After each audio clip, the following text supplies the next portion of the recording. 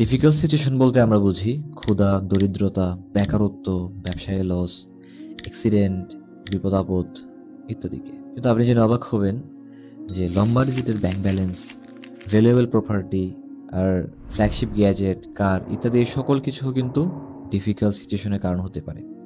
Cause এগুলো যখন আপনার ফ্লেক্স অন করে বেড়ানোর কারণ হয়ে যায়, যখন এগুলো আল্লাহর হেদায়েত থেকে বের হয়ে যাওয়ার কারণ হয়ে যায়, তখন এর থেকে বড় দুর্ভাগ্য এবং এর থেকে বড় পরীক্ষা মুমিনের জন্য আর নেই। একটা ঘটনা শেয়ার করি, তাহলে আরও ক্লিয়ার হবেন। সানা একজন ভদ্র মহিলা। কিছুদিন আগে তিনি 81 বছর বয়সে পা দিয়েছেন। সম্ভ্রান্ত মুসলিম ঘরেই জন্ম তার। পরিবার সম্ভ্রান্ত এবং ধনী হওয়ার কারণে তাকে ছোটবেলা থেকে তার পরিবার একাডেমিক শিক্ষায় শিক্ষিত না করে বরং ঘরে প্রাইভেট হোম টিউটর রেখে তাকে লেখাপড়া করিয়েছেন। যথেষ্ট শিক্ষিত এবং মার্জিত হয়েছেন, শুধুমাত্র একাডেমিক কোনো সার্টিফিকেট ছিল না তার। বিয়ের ঠিক 13 বছরের মাথায় 4 সন্তান রেখে তার স্বামী ইন্তেকাল করেন।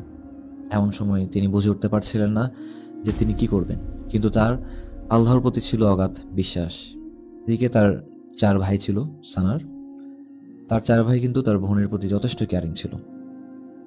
আল্লাহর ইচ্ছাই তার 4 ভাইয়ের প্রথম 2 ভাই তার সন্তানদের লেখাপড়ার খরচের দায়িত্ব নেয় এবং বাকি 2 ভাই তার সন্তানদের লেখাপড়ার মনিটরিং এবং তাদের ছেলেদের এন্টারটেনমেন্টের দায়িত্ব নেয়।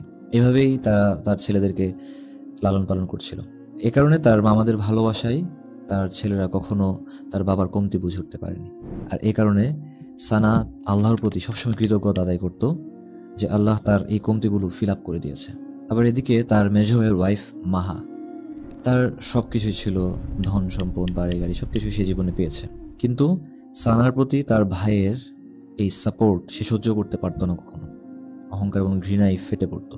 সানা সবসময় মাহার সাথে একটা ভালো বন্ডিং ক্রিয়েট করতে চেয়েছিল, সবসময় তাকে নসিহা করতো যে তুমি আল্লাহর কৃতজ্ঞতা আদায় করো, কিন্তু তা সে পাত্তা দিত না। সানা তার ভাইকে বলতো যে তুমি আমাকে সাপোর্ট না করে তুমি তোমার ওয়াইফের সাথে ভালো সম্পর্ক গড়ে তোলো, কিন্তু তার ভাইও সেগুলো পাত্তা না দিয়ে সানাকে সাপোর্ট করতো অলওয়েজ।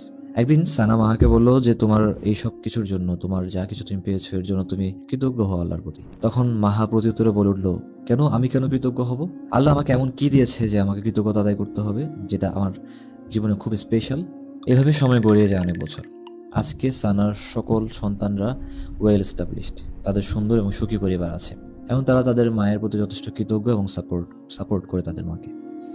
আর অপরদিকে মাহা একাকী একটি দামি বাড়িতে প্রচুর আয় এবং কাজের লোকদেরকে নিয়ে বসবাস করছে।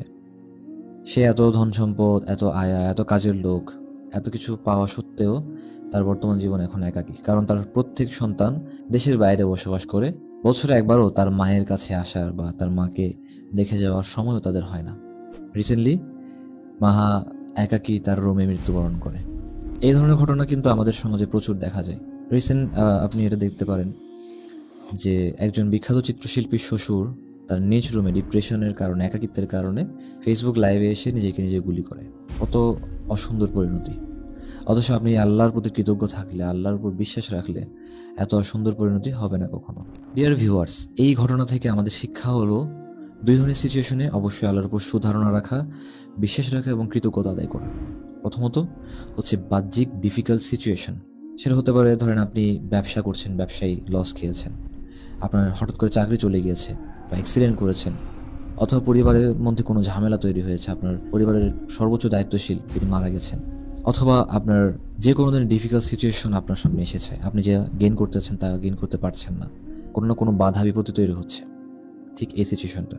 আর দ্বিতীয় নম্বর হচ্ছে আপনি যা চাইছেন, যা আপনি গেইন করতে চাচ্ছেন, সেগুলো পাওয়ার পর স্বেচ্ছাচারী না হয়ে ওঠা, অকৃতজ্ঞ না হয়ে ওঠা, বরং আল্লাহর প্রতি কৃতজ্ঞতা আদায় করা। আল্লাহ আপনাকে যা সম্পদ দিচ্ছেন তা থেকে আল্লাহর রাস্তায় খরচ করা, আল্লাহর জন্য খরচ করা। অধিকাংশের ক্ষেত্রে দেখা যায় এই 2 অবস্থানে এসে তাদের পদস্খলন ঘটে, অথচ রাসূল সাল্লাল্লাহু আলাইহি সাল্লাম এই 2 অবস্থা থেকে সবসময় পানাহ চাইতেন। তিনি দোয়া করতেন, আল্লাহুম্মা ইন্নী আউযু বিকা মিন শাররি ফিতনাতিল গিনা। হে আল্লাহ, আমি আপনার কাছে ধনাঢ্যতার ফিতনা থেকে পানাহ চাই, ওয়া আউযু বিকা মিন ফিতনাতিল ফাকর, আমি আপনার কাছে দরিদ্রতার ফিতনা থেকে পানাহ চাই। সুবহানাল্লাহ, কত সুন্দর দোয়া। হাসান রহিমাল্লাহকে জিজ্ঞাসা করা হলো তাওয়াক্কুল কি? তিনি বললেন, বিপদে সবরের অবস্থায় আল্লাহর প্রতি সন্তুষ্ট থাকা। সুফিয়ান বিন ওয়াইনা রহিমাহুল্লাহ বলেন, মানুষের সবরের চেয়ে উত্তম কোনো জিনিস দান করা হয়নি, যা দিয়ে তারা জান্নাতে প্রবেশ করবে। সুতরাং আল্লাহ তাআলা আমাদেরকে দরিদ্রতার ফিতনা এবং ধনাঢ্যতার ফিতনা থেকে হেফাজত করুন। আমিন।